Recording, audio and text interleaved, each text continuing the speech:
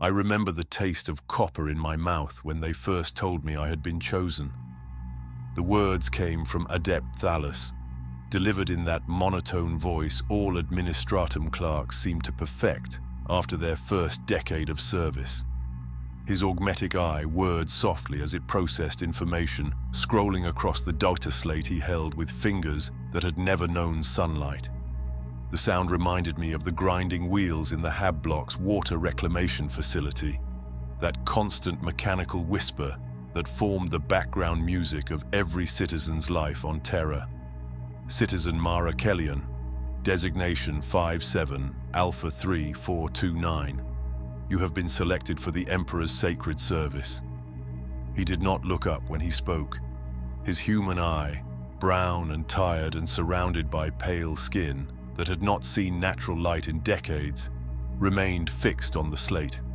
The augmetic continued its soft clicking, processing, cataloging, moving on to the next entry without pause or consideration.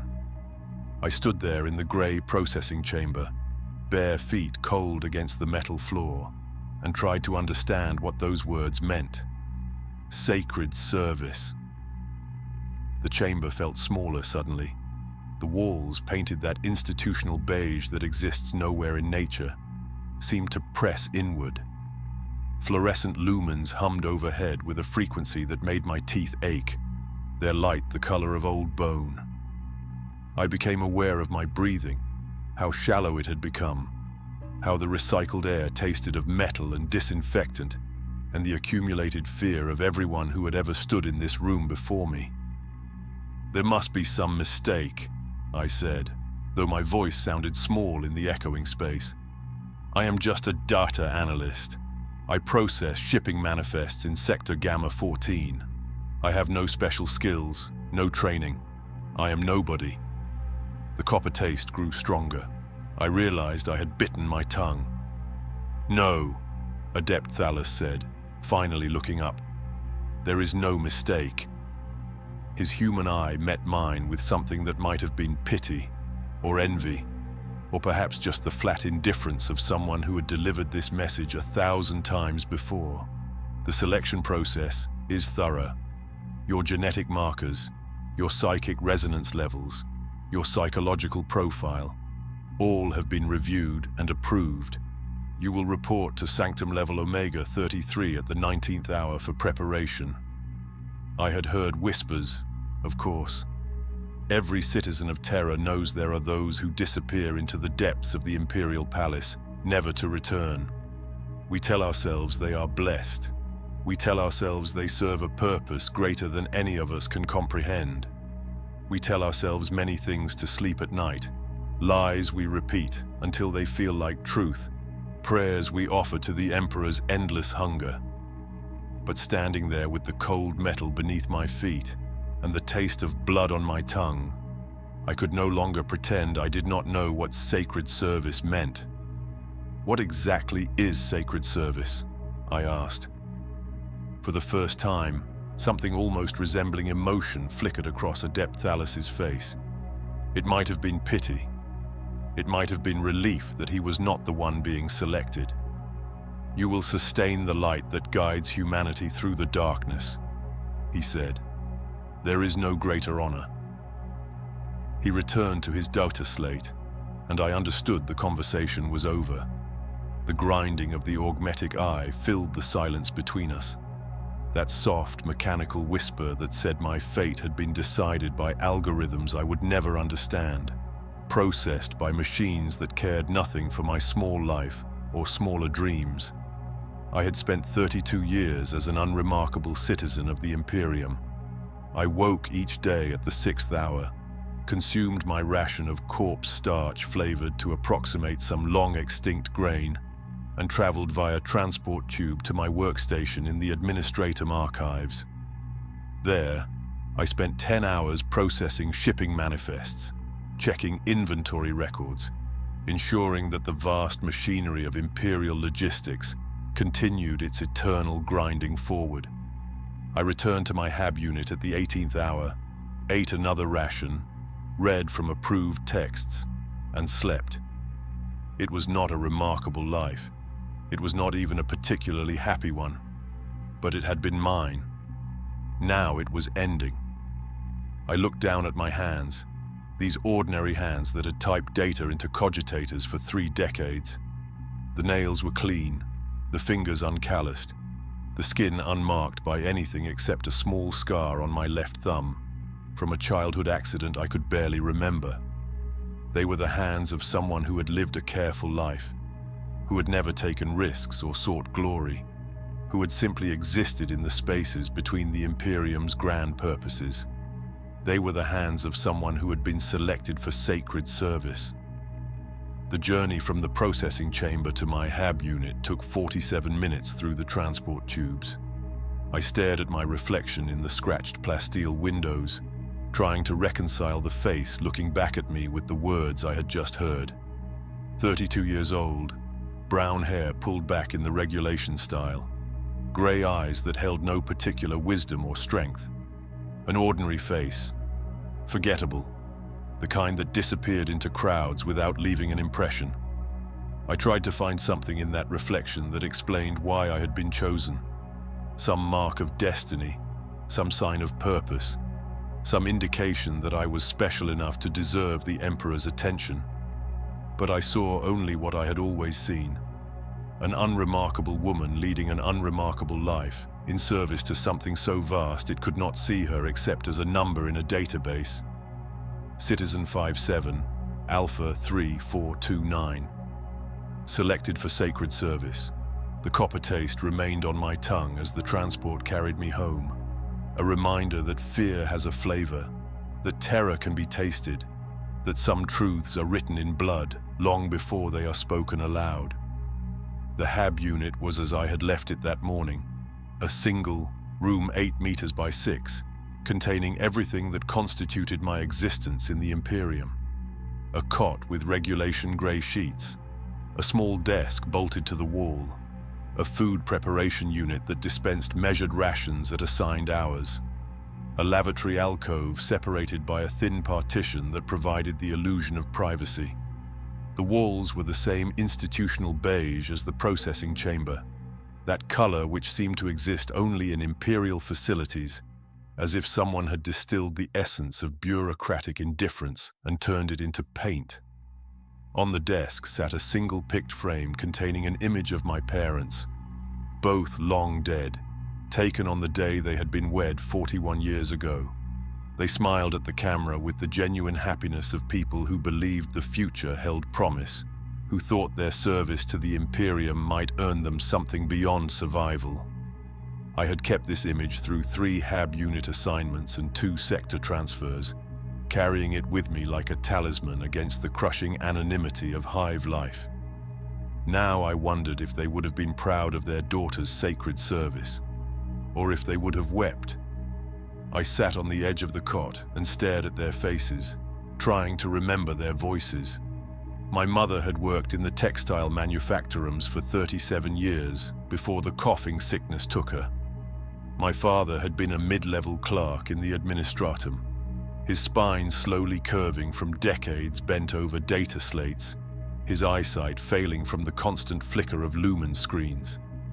They had lived unremarkable lives and died unremarkable deaths, their bodies reclaimed for corpse starch, their names added to population records that no one would ever read. This was the reality of life on Terra for those of us born without noble blood or genetic enhancement. We were the uncounted billions who kept the Imperium functioning through our labor and obedience. We maintained the machines, processed the data, cleaned the corridors, and consumed our rations with gratitude for the privilege of service. The Lectitio Divinitatus taught us that the Emperor protects, that our sacrifices matter, that even the smallest life contributes to humanity's survival against the darkness pressing in from all sides. I had believed these things. I had recited the catechisms, offered my prayers at the shrine in Sector Common Area 9, worn the Aquila pendant my mother had given me on her deathbed. When the preachers spoke of duty and sacrifice, I had felt the warmth of purpose spreading through my chest. When they described the threats beyond our world, the Xenos and heretics and demons that sought to extinguish humanity's light. I had understood why the Imperium demanded so much from its citizens, but I had always imagined my service would be measured in labor, not in life. The whispers had always been there, of course, threading through hab-block corridors and manufactorum floors like smoke. People spoke in low voices about those who disappeared, chosen for purposes that were never fully explained. Some said they went to serve in the Imperial Palace itself, maintaining the sacred machinery that kept the Emperor alive.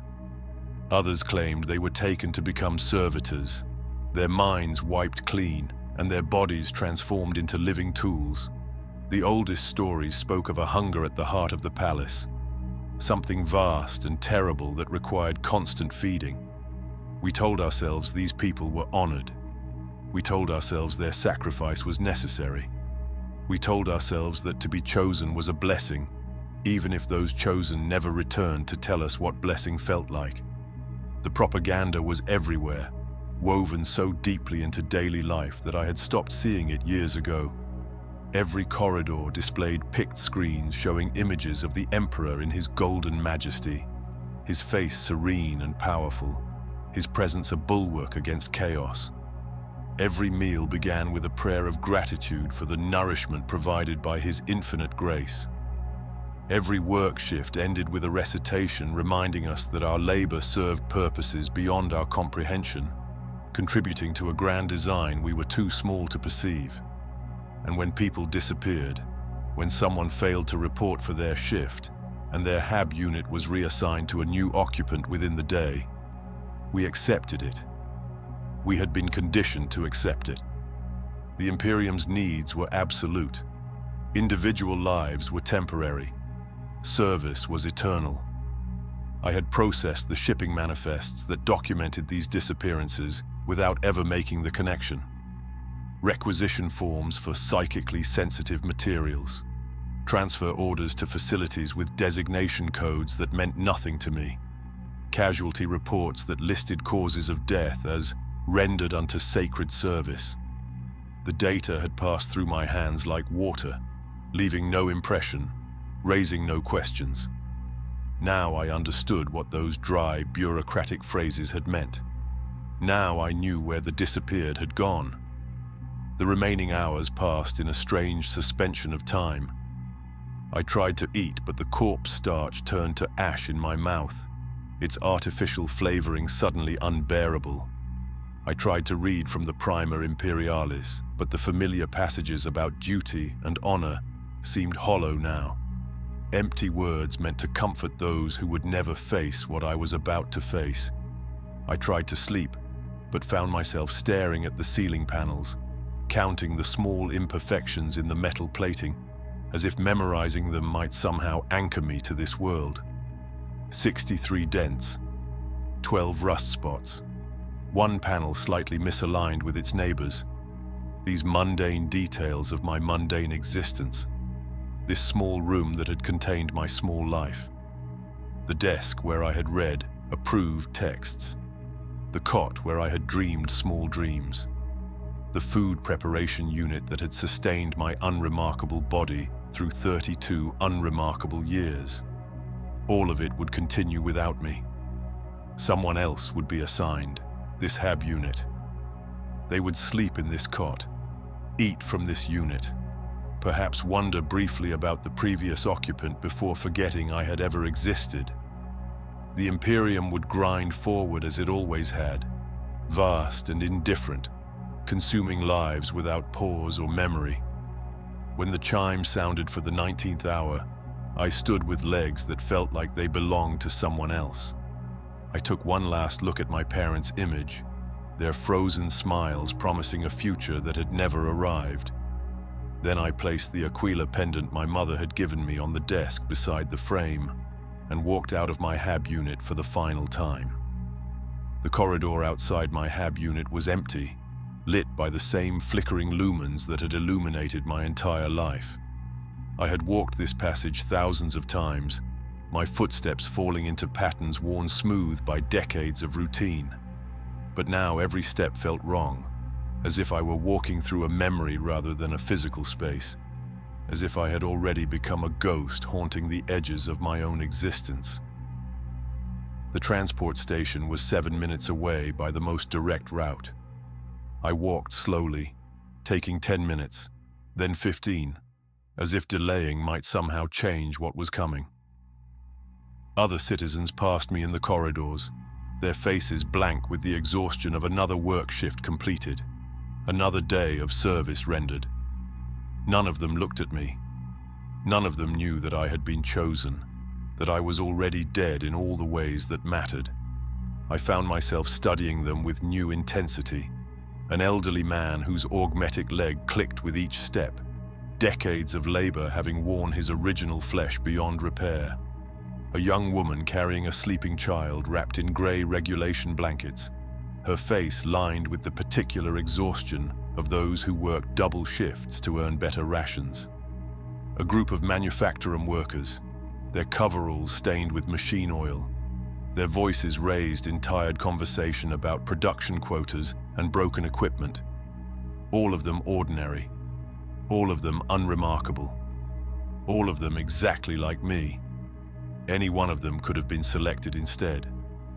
The algorithms that had chosen me could just as easily have chosen the man with the augmetic leg, or the woman with the child, or any of the workers laughing about their mundane concerns. What made my genetic markers more suitable? What made my psychic resonance levels more appropriate?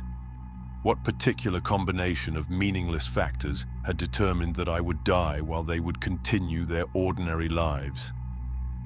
The transport capsule that waited at Sanctum Level Omega 33 was unlike anything I had experienced in my years on Terra.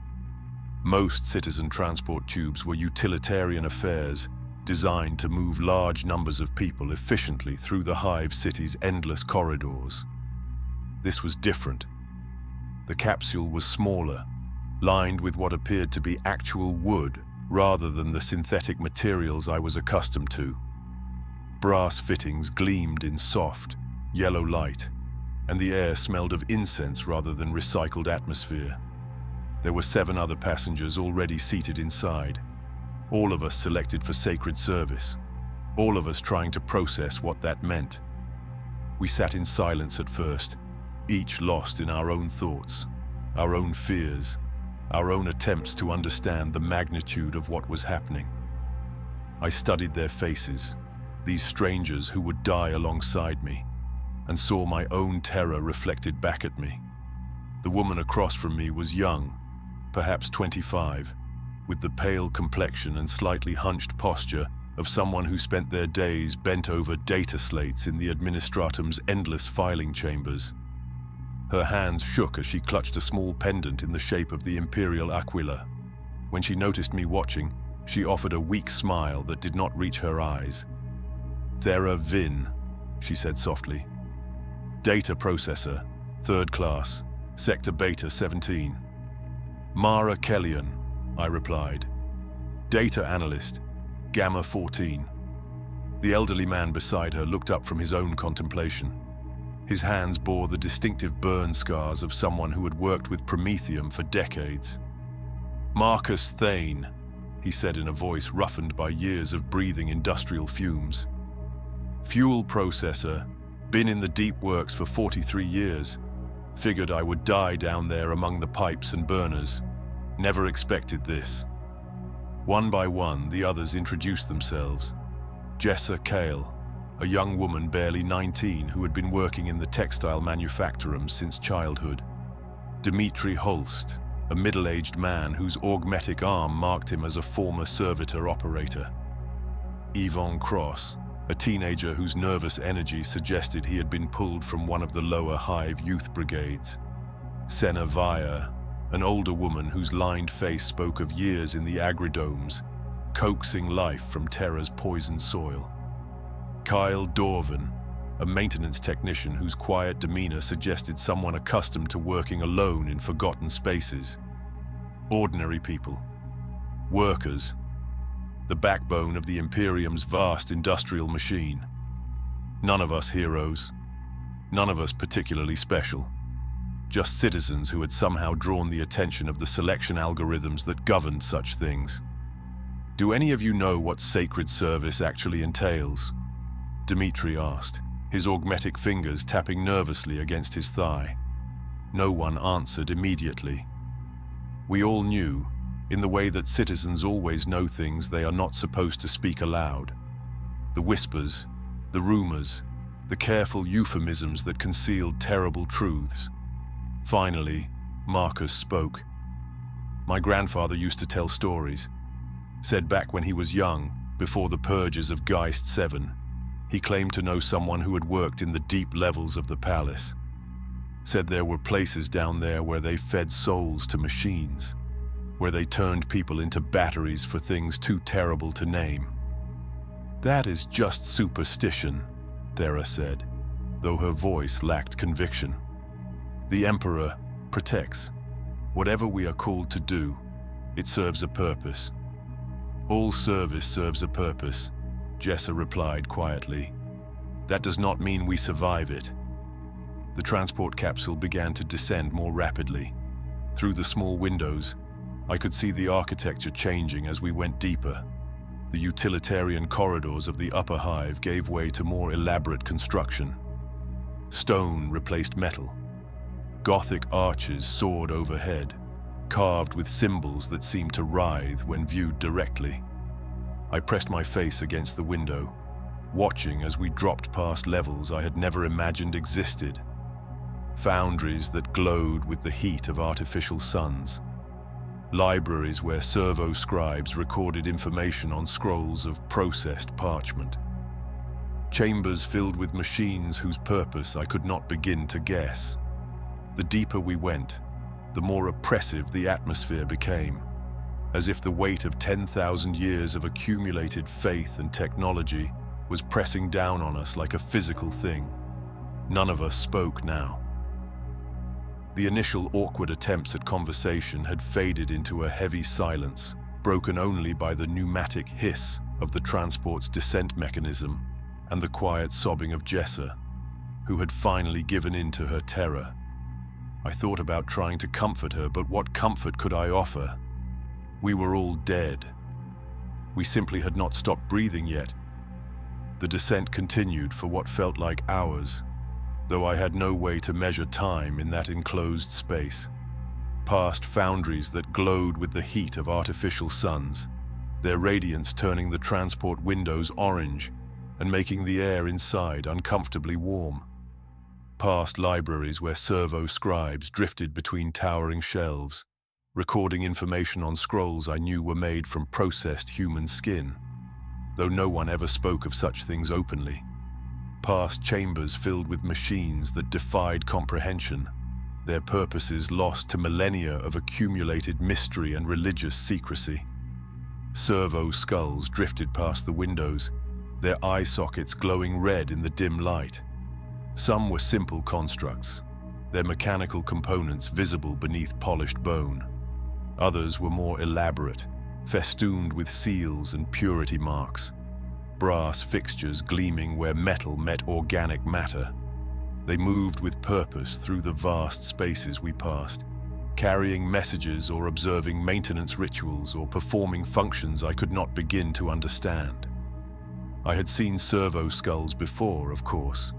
They were common enough in the upper levels of the hive, delivering messages to administratum offices or providing illumination in sacred spaces. But these were different somehow. They moved with a grace that suggested something more than simple programming, as if the consciousness that had once inhabited those skulls had not been entirely erased, only redirected toward eternal service. Like us, I thought. Like what we are about to become. The architecture grew more elaborate as we descended, then stranger, then ancient in ways that made my mind recoil. Gothic arches gave way to something that predated the Imperium itself, rough-hewn stone that showed the marks of tools that might have been wielded before the Emperor had unified Terra. The carvings became less baroque and more primitive, symbols that hurt to look at directly, as if they contained meanings my mind was not equipped to process. And everywhere, carved into every surface, painted on every wall, etched into every piece of machinery, was the symbol of the imperial aquila, the two-headed eagle that represented humanity's dominion over the galaxy. Its wings spread wide, its heads turned to watch both the past and the future. But down here in the depths, the symbol seemed different somehow, more predatory, as if the eagle was not protecting humanity so much as preparing to devour it. The eyes of countless Aquilas watched our descent, and I felt the weight of their gaze like a physical pressure against my chest. Occasionally we passed chambers where tech priests performed their rituals, their red robes stark against the grey stone, their mechadendrites moving in patterns that might have been prayer or maintenance or some fusion of both.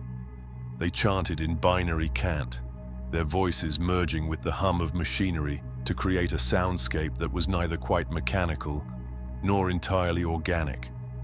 Some of them turned to watch as our transport passed, their augmetic eyes tracking our movement with cold precision. "They know where we are going," Ivan whispered.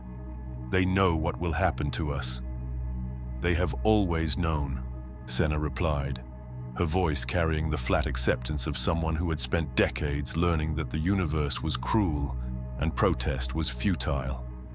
"This is how the Imperium survives. This is the price of humanity's continuation. We are simply the latest payment." Marcus shifted in his seat, his scarred hands clenching and unclenching. "In my 43 years in the fuel processing plants, I have seen men die in fire. I have seen them crushed by machinery. I have seen them consumed by chemicals that dissolved flesh from bone. And every time we told ourselves their deaths meant something, that they died in service to something greater. But this," he gestured at the window, at the endless descent into the palace's depths, "this is different. This is not accident or misfortune. This is deliberate. All death in service to the Imperium is deliberate," Cale said quietly.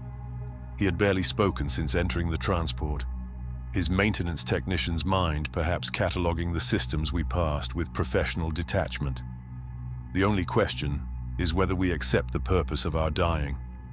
The temperature began to fluctuate wildly as we descended deeper. Scorching heat would give way without warning to bone-deep cold that made our breath visible in the transport's interior. The lumens that lit our capsule flickered more frequently, sometimes leaving us in darkness for long moments before sputtering back to life. During one of these dark moments, I heard Dmitri reciting prayers under his breath, his augmetic arm whirring softly as stress made his movements jerky and uncontrolled. The transport passed through a checkpoint guarded by Skitarii rangers, their augmetic limbs clicking and whirring as they scanned us with devices I did not recognize. They did not speak. They did not acknowledge us as human beings deserving of communication. They simply verified whatever data their instruments provided, then allowed the transport to continue its descent. We were cargo now, resources being delivered to their destination. Through the windows, I caught glimpses of other transports moving through adjacent shafts, each presumably carrying their own complement of selected citizens toward the same fate. How many thousand souls were being processed today? How many had been processed yesterday and would be processed tomorrow? The logistics of sacred service must be staggering, an entire bureaucratic apparatus dedicated to identifying, collecting, and delivering the raw material of human consciousness to whatever hungered for it in the palace's depths. Pipes thick as hab-block corridors carried fluids that glowed with their own internal light, pulsing with a rhythm that suggested something organic rather than mechanical. Cables the size of transport tubes snaked between structures, their surfaces crackling with barely contained energy.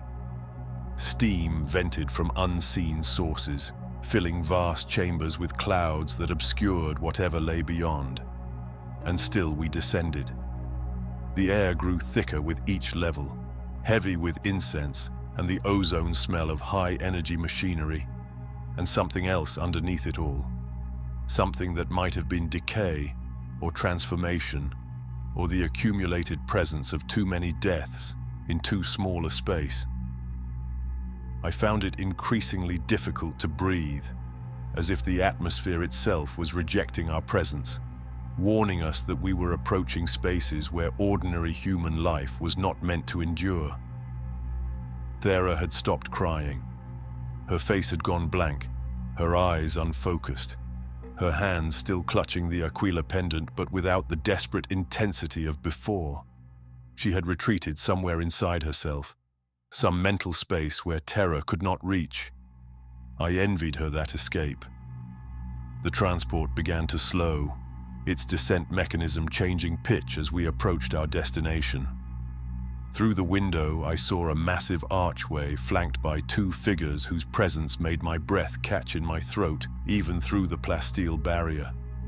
Custodian guards, the Emperor's own companions, warriors crafted by his hand to be perfection made manifest.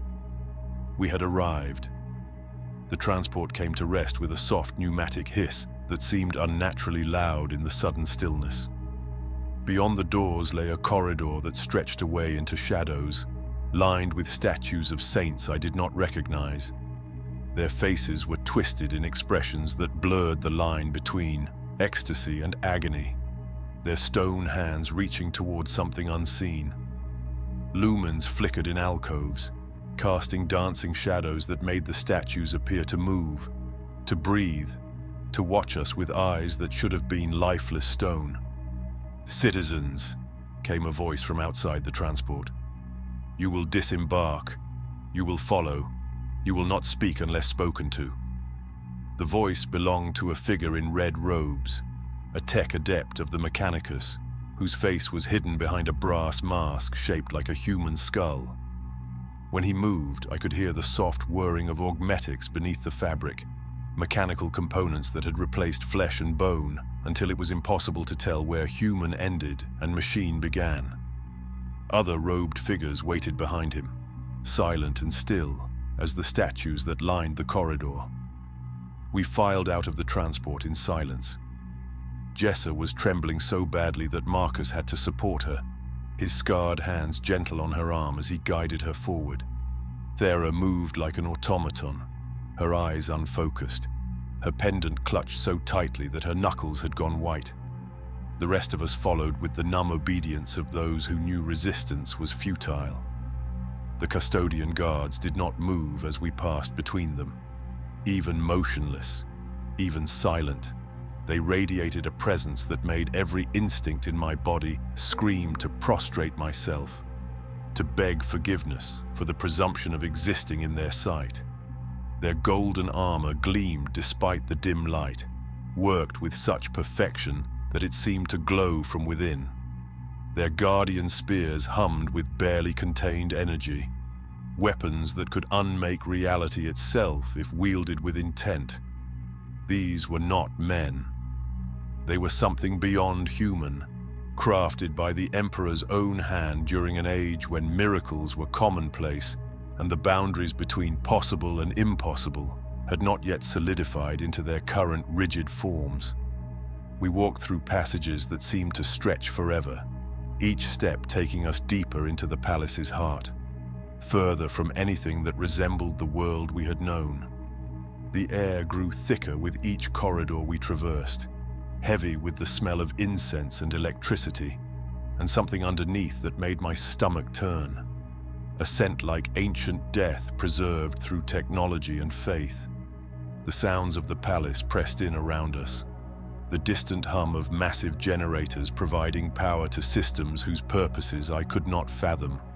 The chanting of tech priests performing their rituals in chambers we passed but could not see.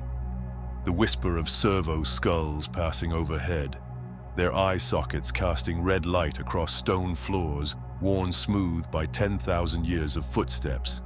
And underneath it all, so low it was felt rather than heard, a deep thrumming that seemed to come from the very foundations of the structure. A heartbeat. Something vast and terrible, pulsing with a rhythm that made my own heart try to synchronize with its cadence. In one moment of darkness, when the lumens failed and left us stumbling blind behind our guides, I heard something that made my blood turn to ice. A sound so low it was barely audible, yet so filled with anguish that it seemed to reach directly into my soul and squeeze. It lasted only a moment before the lumens returned, and the tech adepts continued their measured pace, but I knew I would carry the memory of that sound for whatever time remained to me. It was the sound of someone screaming in a place too deep for sound to carry properly. A voice crying out in torment or transformation, or some state that existed between the two. Ivan heard it too. His face had gone pale, his young features twisted with terror that he could no longer conceal. He began to pray, the words of the Lectitio Divinitatus tumbling from his lips in a desperate stream, half-remembered phrases about the Emperor's protection and the sanctity of sacrifice. The tech adepts did not tell him to be silent. Perhaps they had heard such prayers too many times to care, or perhaps they understood that prayer was all we had left. The corridors began to change again. The Gothic architecture gave way to something older, more primitive. Rough-hewn stone replaced worked marble, the surfaces showing the marks of tools that predated advanced technology, as if these passages had been carved during Terra's ancient history and only later incorporated into the palace's vast structure. The carvings became less elaborate but somehow more disturbing, symbols that hurt to look at directly, as if they contained concepts my mind was not equipped to process. We passed through another checkpoint, this one guarded by Skitarii, whose augmetics were so extensive that almost nothing human remained visible. They scanned us with devices that made my skin crawl, instruments that seemed to look not just at our bodies, but through them, cataloging something deeper than flesh and bone. One of them lingered on Dmitri, whose augmetic arm apparently warranted additional scrutiny, before finally allowing him to pass. Senna had begun to weep, not the desperate sobbing of Jessa, but a quiet, steady flow of tears that ran down her weathered cheeks without sound. She had spent 40 years coaxing life from poisoned soil, had survived droughts and blights, and the casual cruelties of imperial administration. But whatever strength had sustained her through those decades was finally breaking under the weight of what awaited us. I tried to maintain composure, tried to keep my breathing steady and my steps even, but I could feel something inside me beginning to fray, some fundamental sense of self starting to unravel at the edges. The air was too thick. The symbols on the walls were too wrong. The sounds that filtered through the stone were too filled with suffering. My mind kept trying to find explanations, rational frameworks that could contain what I was experiencing, but nothing fit. Nothing made sense except the terrible certainty that we were approaching something that should not exist, that could not exist, yet did. The tech adept leading us raised one mechadendrite, signaling a halt before a massive archway. Beyond it, I could see a circular chamber with a domed ceiling that disappeared into shadows above. And in that chamber, illuminated by lights that seemed to come from nowhere and everywhere at once, I saw what sacred service truly meant. My legs stopped working. Only Marcus's hand on my shoulder kept me from collapsing to the stone floor. Thrones, dozens of them arranged in concentric circles around a raised dais. And on that dais stood something that made my mind recoil in instinctive terror. A throne larger than the others, more elaborate, more terrible. It was carved from some black substance that seemed to absorb light rather than reflect it, its surface etched with patterns that writhed when I tried to focus on them. Cables and tubes snaked away from its base, disappearing into the floor and walls like the roots of some vast mechanical tree. Crystalline structures grew from its arms and back like malignant tumors, pulsing with their own internal light that shifted through colors I had no names for. And connected to those smaller thrones, sitting in them, were people. They were alive. I could see their chests rising and falling with the rhythm of breathing, could see the slight movement of pulse points at their throats, but their eyes stared sightlessly ahead, rolled back to show only the whites, their faces slack with an absence that went beyond sleep or unconsciousness. Cables ran from the thrones into their bodies, needles and tubes piercing their arms, their necks, their skulls with surgical precision.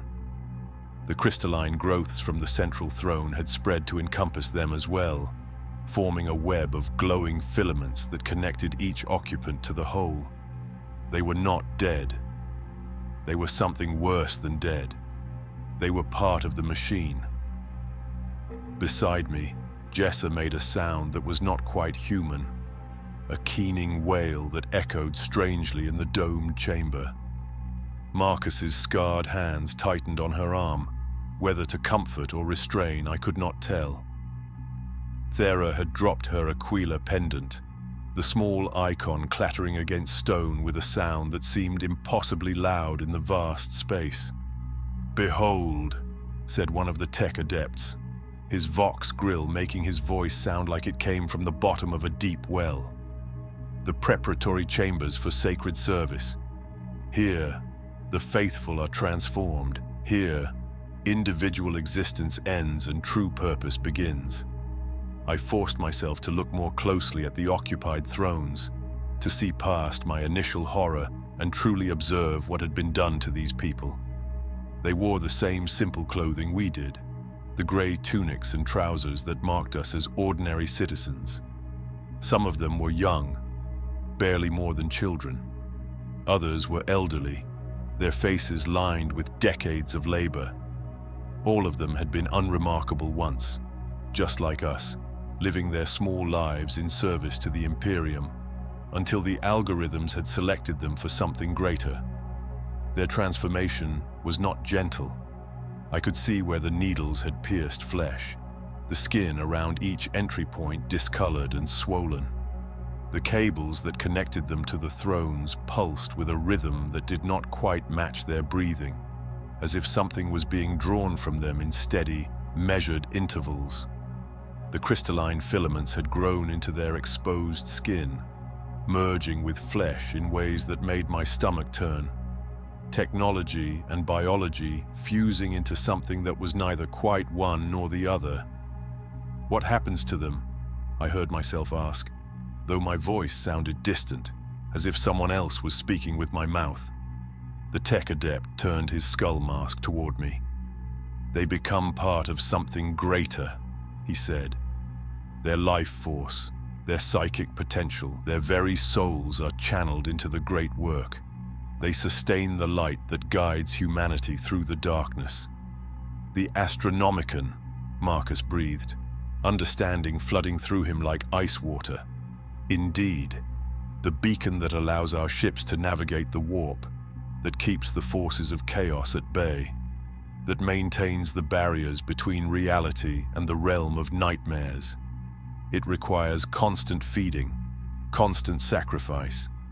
The souls of the faithful, willingly given, transformed into the light that preserves our species." The truth of it hit me like a physical blow. I had heard of the Astronomicon, of course. Every citizen of the Imperium knew of the great light that shone from Holy Terra, guiding our ships through the treacherous currents of the warp, allowing humanity to maintain its scattered empire across 1,000,000 worlds. But I had never connected it to this, had never understood that the light was literally made from human souls, burned away to fuel something beyond mortal comprehension. "How many?" Dmitri asked, his augmetic arm hanging limp at his side, its mechanisms forgotten in the face of this revelation. 1,000 souls a day, the tech adept replied, his mechanical voice devoid of emotion. "For 10,000 years, since the Emperor's ascension to the Golden Throne, the price of our survival, paid in the currency of human life. 1,000 souls a day." The mathematics were staggering. Over 10 millennia, that meant billions of people had sat in thrones like these, had been connected to this vast machine, had been transformed into fuel for the beacon that kept humanity alive. Billions of ordinary citizens pulled from ordinary lives, catalogued by algorithms, delivered to these depths, and consumed, all to keep a single light burning in the darkness of space. "How do you choose?" Senna asked, her voice raw from weeping. "How do you decide who lives and who dies?" "The selection is thorough," the tech adept replied. "Genetic markers indicating psychic potential, psychological profiles suggesting stability under stress, physical conditions that allow for optimal energy transfer, age ranges that provide the greatest yield. The algorithms consider thousands of variables to identify those best suited for sacred service. Best suited to die, he meant. Best suited to be consumed by something that had once been human, but was now so far beyond humanity that it might as well be a god. "And if we refuse?" Yvonne asked, his young voice cracking with barely suppressed panic. The tech adept's silence stretched longer than it should have. When he finally spoke, his words carried the weight of absolute certainty. "Refusal is not possible. The selection has been made. The Emperor's will cannot be denied. You may approach your transformation with acceptance and find peace in service, or you may resist and find only suffering before the inevitable conclusion. The outcome remains the same." I looked around the chamber again, taking in the full scope of what awaited us. Dozens of thrones, all occupied. Dozens of people who had once been like us, now reduced to empty shells connected to a machine that fed on their essence. And in the center, that terrible black throne that pulsed with its own malevolent life, coordinating the harvest of human consciousness with mechanical precision. We were going to die here. Not the clean death of violence or the slow death of disease, but something infinitely worse. We were going to be unmade, our identities dissolved, our souls consumed to fuel a light we would never see. The copper taste returned to my mouth, stronger than before, and I realized I had bitten through my tongue. Blood filled my mouth as I stared at those terrible thrones. But before I could even process the pain, the tech adept gestured toward the nearest empty seat. "You will be processed in order of selection," he said, consulting a data slate with the same dispassion he might use to review shipping manifests. "The procedure is brief but intensive. Your individual consciousness will be preserved for a short time as your body adapts to the neural interfaces. After that, you will become part of the greater whole." Thera was first. They led her to one of the smaller thrones with the same mechanical precision they showed in all things. She walked slowly, as if moving through deep water, her hands still trying to grasp the Aquila pendant she had dropped. When they helped her sit, the throne seemed to shift slightly, adjusting itself to her body with a sound like settling bone.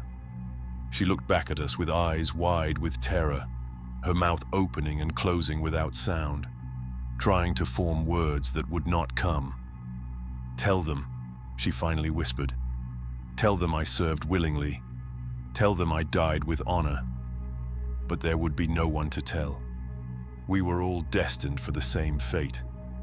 The needles slid into her arms with surgical precision, guided by mechadendrites that moved with inhuman accuracy.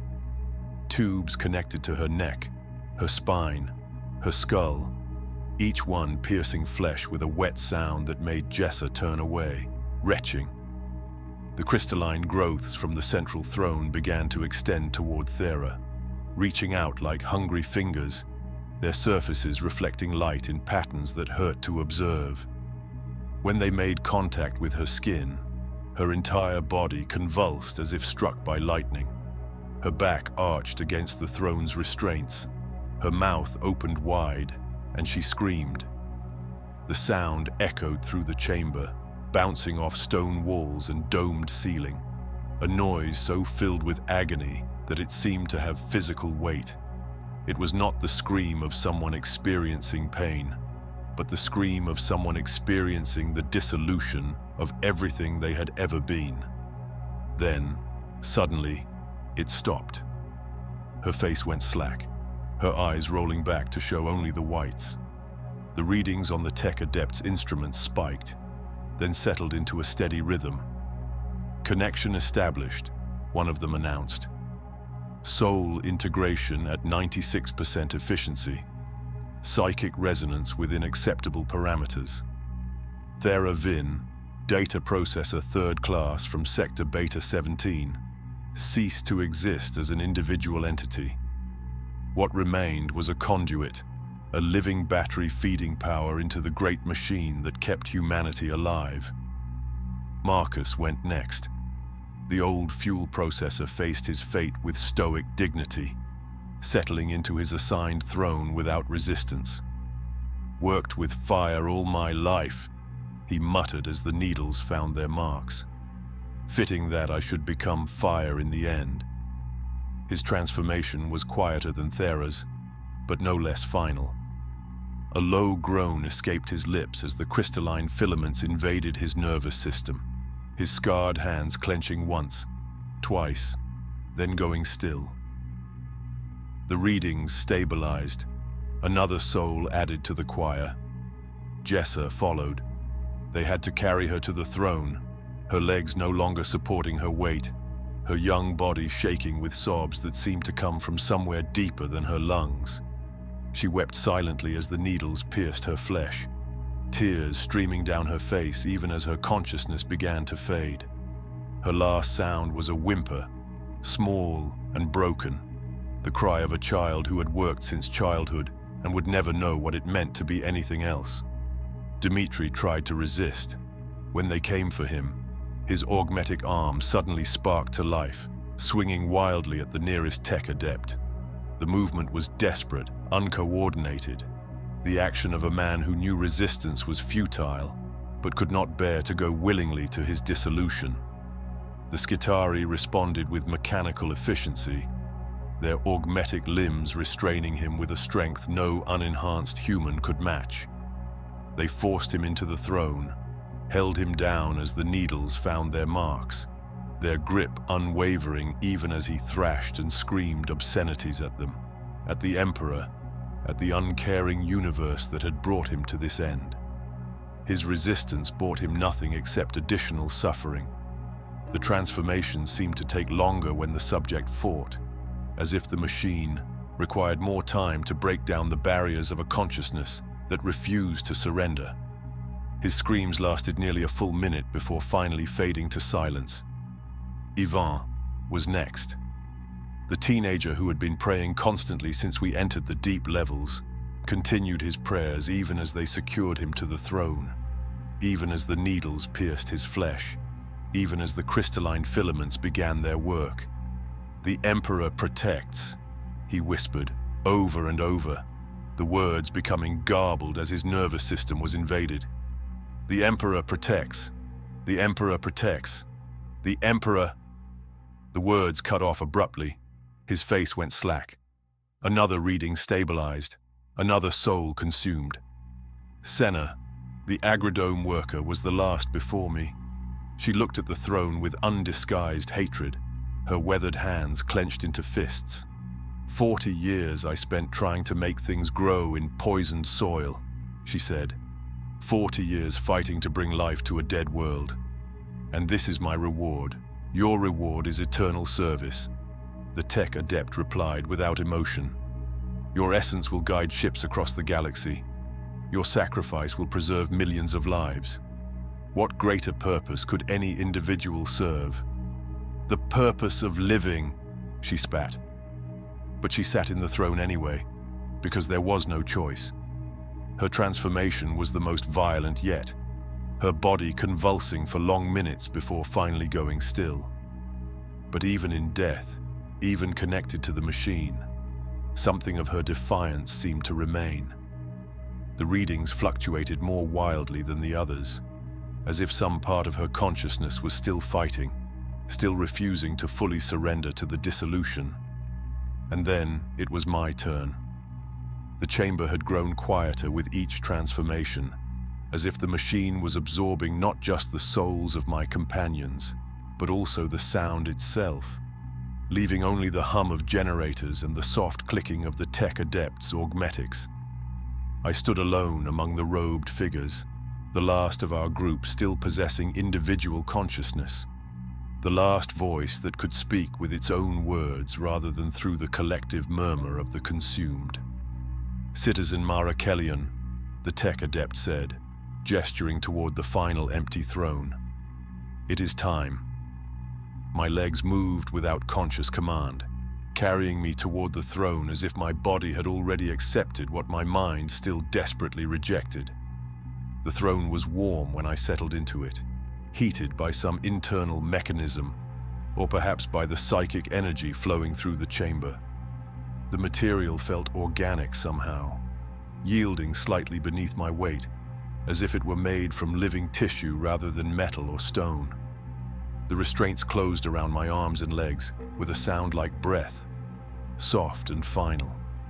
I caught a glimpse of the central throne and realized with horror that I could see something moving within its crystalline matrix, a shape that might have been a face, human once but transformed by 10,000 years of exposure to forces beyond mortal comprehension.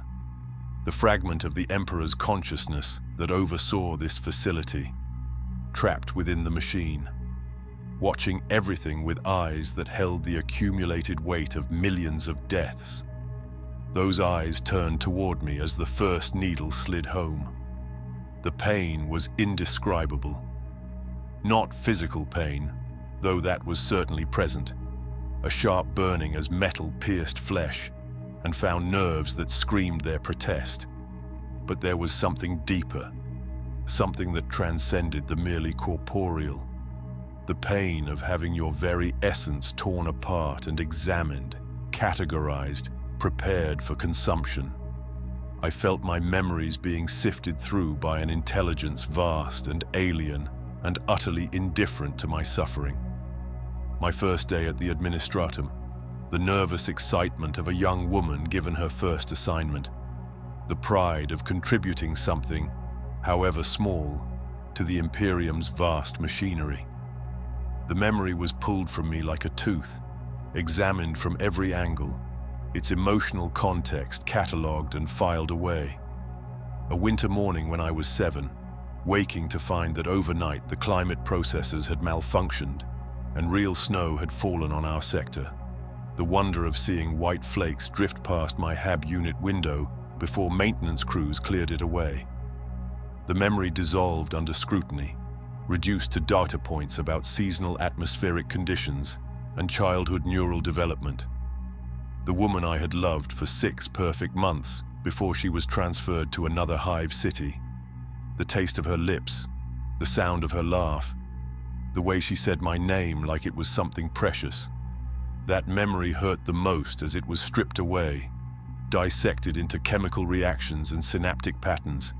Everything that had made it meaningful reduced to biological processes that could be quantified and consumed. All of it catalogued, all of it filed away, all of it prepared for integration into the greater whole. I tried to hold on to something, anything, some core of identity that could survive this dissolution, but there was nothing solid to grasp. What was Mara Kellion except the sum of her memories and experiences? Without them, what remained? A consciousness stripped of context, a voice without words, a self that had lost everything that made it a self, the taste of real fruit on Foundation Day, a luxury saved for months to afford. The feeling of clean clothes after a rare water ration increase allowed for proper washing. The quiet satisfaction of a data manifest perfectly balanced, numbers aligning in ways that pleased some aesthetic sense I had never examined too closely. A child's smile in a transport tube, briefly making eye contact before returning to her mother's arms. Small things, mundane things. The texture of a life lived in the spaces between the Imperium's grand purposes, all of it being taken from me. But then I felt something else in the examination. A presence that felt different from the cold, analytical intelligence that was processing my memories. Older, more human, infinitely sad. The fragment of the Emperor's consciousness trapped within the central throne was not just observing the process. It was participating in it, adding its own sorrow to the transformation. Each death diminished it somehow, I realized. Each new soul added to the choir took something away from what it had once been. "I am sorry," it whispered directly into my dissolving mind. The voice, not the mechanical drone of the tech adepts, or the inhuman majesty I had expected from anything connected to the Emperor. It was the voice of a man who had seen too much, endured too much, sacrificed too much in service of a cause that demanded ever greater sacrifices. "I am so very sorry." Why? I managed to think, though whether I spoke the word aloud or simply projected it into the psychic space where we communed, I could not tell. Images flooded my consciousness in response. Not words, but understanding. Direct knowledge transferred from his fragment to my failing mind. The galaxy as seen from the perspective of the Golden Throne. Millions of worlds spinning in the darkness. Each one precious. Each one fragile. Ships moving through the warp, guided by the light of the Astronomicon. Colonies being founded on distant worlds. Children being born under alien suns. Humanity spreading across the stars, carrying the spark of consciousness to every corner of the galaxy, and pressing in from all sides, the enemies that sought to extinguish that spark. Chaos fleets massing in the eye of terror, their hulls twisted into shapes that defied geometry. Tyrannid hive ships approaching from the dark between galaxies, hungering for biomass to consume. Orc warbands gathering momentum as they swept across entire sectors. Ancient Necron tomb worlds awakening after millions of years of slumber. The choice was not between good and evil, between freedom and oppression, between hope and despair. The choice was between survival and extinction, between the continuation of human consciousness and its complete obliteration. "The price is too high," I protested, even as I felt my individual identity beginning to fray at the edges like old cloth pulled too tight. "Yes," agreed the voice in my head, heavy with the weight of 10,000 years of accumulated guilt. "It is. But the alternative is worse. More images. A galaxy without the Astronomicon. Ships lost in the warp, their crews driven mad by exposure to raw chaos. Worlds cut off from each other, falling one by one to enemies they could not defeat alone.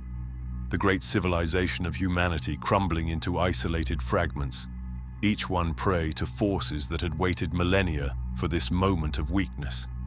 And worse, visions of what would happen to human souls after the fall. Not death, which would be a mercy, but eternal torment in dimensions where suffering had been refined to an art form. "This is the choice we face," the voice continued. "Sacrifice the few to preserve the many, or lose everything to forces that know no mercy." I understood then, in that moment between individual consciousness and dissolution, what the Emperor's fragment truly was. Not some cold, calculating intelligence sorting through human lives like data points, but the embodiment of an impossible burden. The consciousness that had to choose who lived and who died every single day. It felt every death, knew every name, remembered every face, and it endured because someone had to make those choices, and no one else was capable of bearing the weight.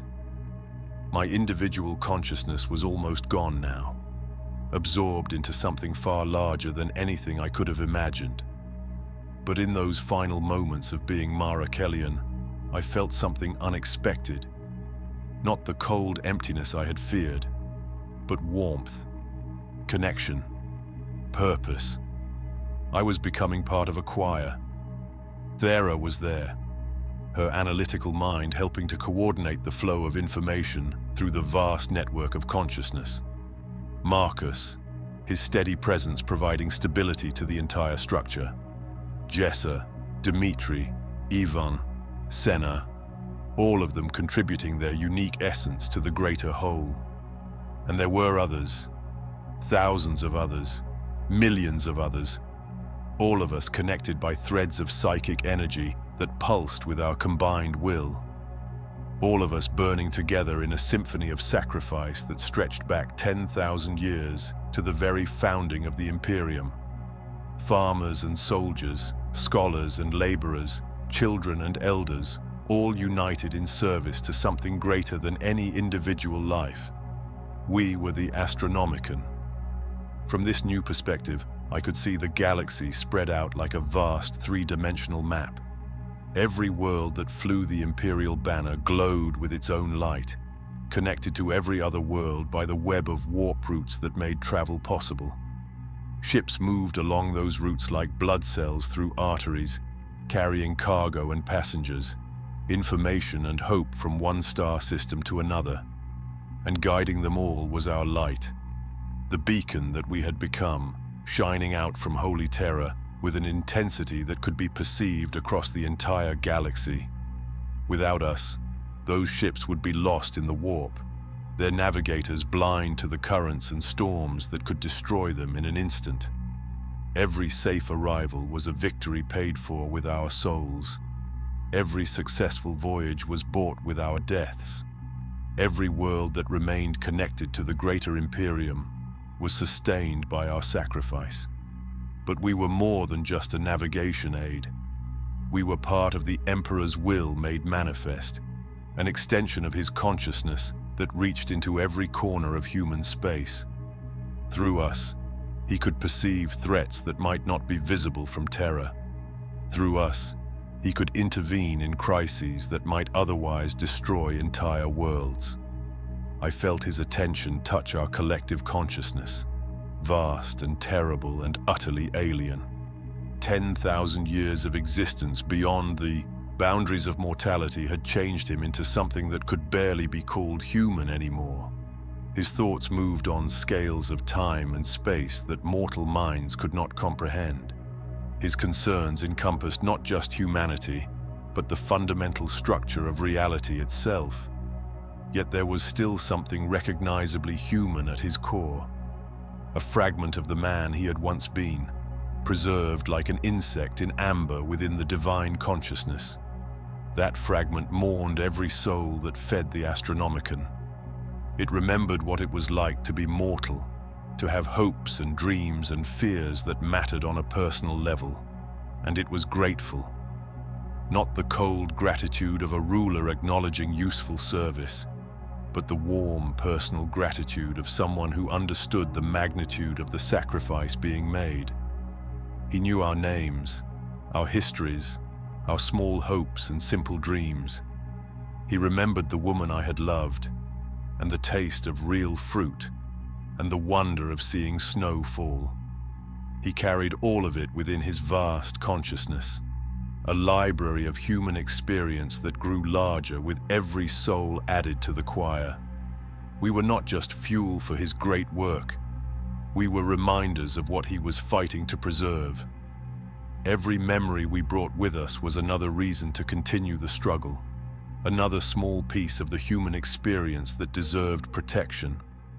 The fear that had defined my final hours as an individual faded away like morning mist. In its place came understanding. The Astronomicon was necessary not because the Emperor was cruel, or because the Imperium was evil, but because the alternatives were worse. So much worse. I saw them now, through the expanded perception that came with joining the choir. The enemies that pressed in from all sides, each offering their own vision of extinction. Chaos promised liberation through dissolution, the breaking down of all boundaries until nothing remained but screaming madness. The Tyranids offered consumption, the transformation of all organic matter into new horrors to feed their endless hunger. The Necrons sought to impose their sterile order, replacing the messy vitality of life with the cold perfection of undeath. Against all of this stood humanity, flawed and brutal and desperately clinging to survival.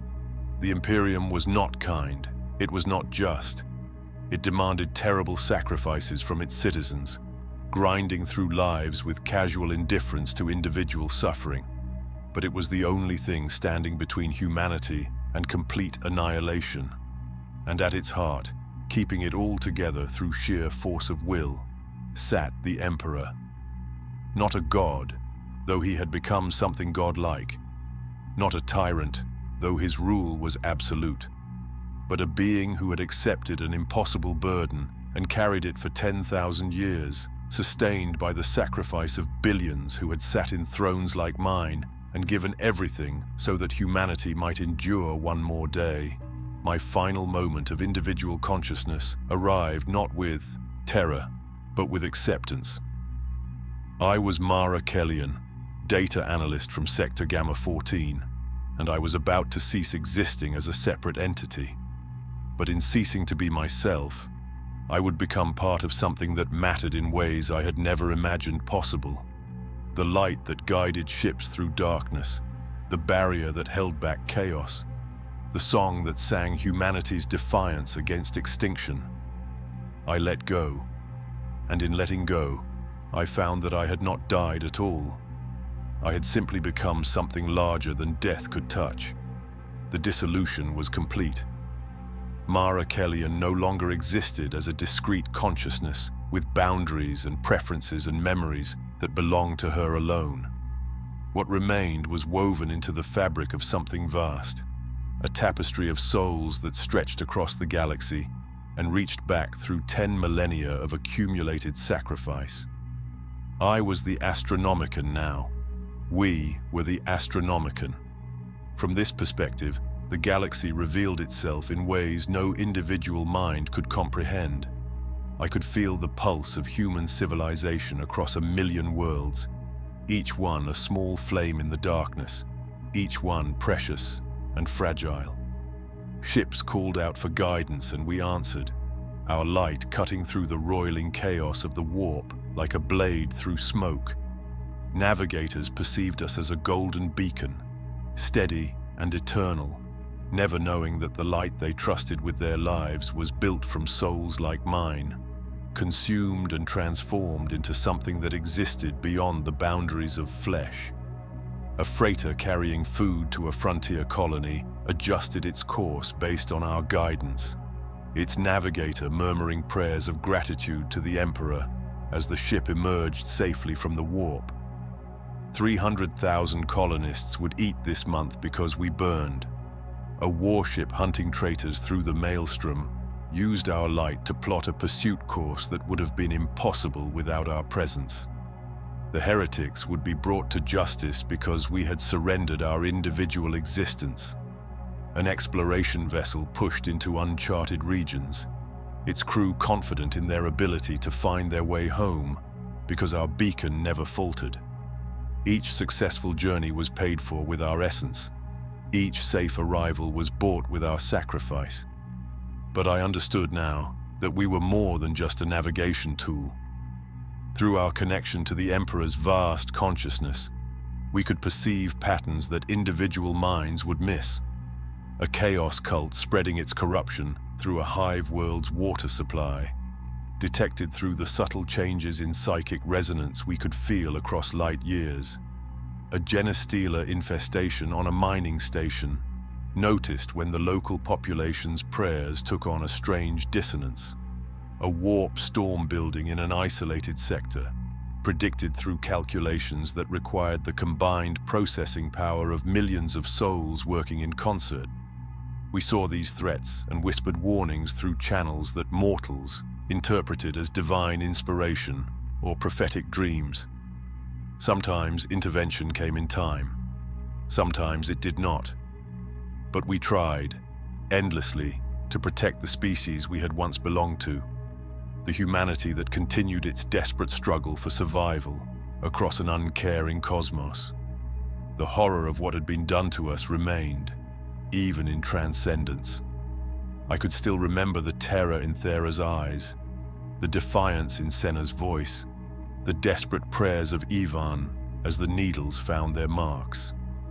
We had been stolen from our lives, selected by algorithms that reduced human existence to data points, processed through a system that viewed our souls as consumable resources.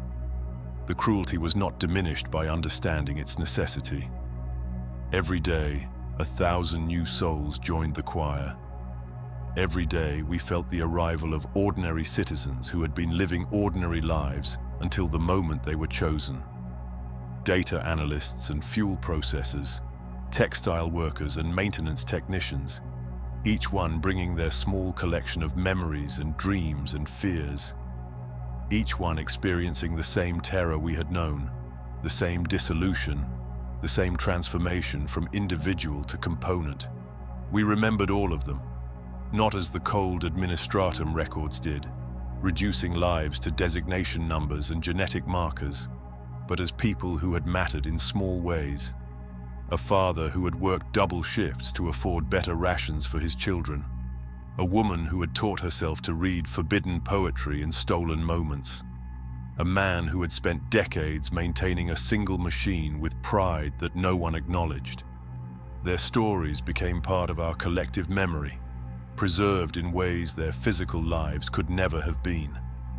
And we understood, with the terrible clarity that came from our expanded perception, that this would continue. The Golden Throne was failing, its ancient systems breaking down after 10,000 years of constant operation. The 1,000 souls sacrificed daily barely sustained the Emperor from one day to the next. Soon, even that would not be enough. The mathematics were inexorable. Without change, without some miracle that seemed increasingly unlikely, the light would eventually fail. And when it failed, humanity would fall with it. But for now, we burned. We sustained the beacon that kept ships from being lost in the warp's madness. We maintained the barrier that held chaos at bay.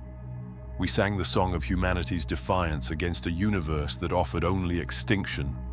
It was not the life any of us would have chosen. It was not the fate we deserved. But it was the price of survival in the grim darkness of the far future. The metallic taste that had filled my mouth in the processing chamber returned now, transformed. No longer the copper tang of fear made manifest, but something else entirely. The taste of sacrifice transmuted into purpose. The flavor of individual death becoming collective immortality. Blood and metal and the strange, electricity of souls burning in concert. I had been Mara Kellyan, unremarkable woman from Sector Gamma 14. I had lived 32 years of small moments and simple dreams. I had loved and lost and worked and hoped for nothing more than to survive another day in the vast machinery of the Imperium. Now I was part of something that would outlast empires and ages, a light that would burn as long as humanity needed guidance through the darkness. My individual existence had been the price. But what had been purchased with that price was the continuation of billions of other individual existences, each one as precious and unremarkable as mine had been. The wheel turned. The light burned. And humanity survived another day. Somewhere on Terra, in a grey processing chamber with walls painted institutional beige, an administratum clerk was delivering news to another citizen. "You have been chosen for sacred service," he would say, his augmetic eye whirring softly as it processed information on a data slate. And that citizen would taste copper in their mouth, would feel the cold metal floor beneath their bare feet, would understand with dawning horror what those words truly meant. We would be waiting for them. We would welcome them into the choir. We would share the burden they were about to accept, willingly or not. This was sacred service. This was the price of the Emperor's protection. This was how humanity survived in a galaxy that offered only darkness. The light continued to burn, built from souls that had once been human, now transformed into something eternal. And in that terrible transcendence, we found our peace.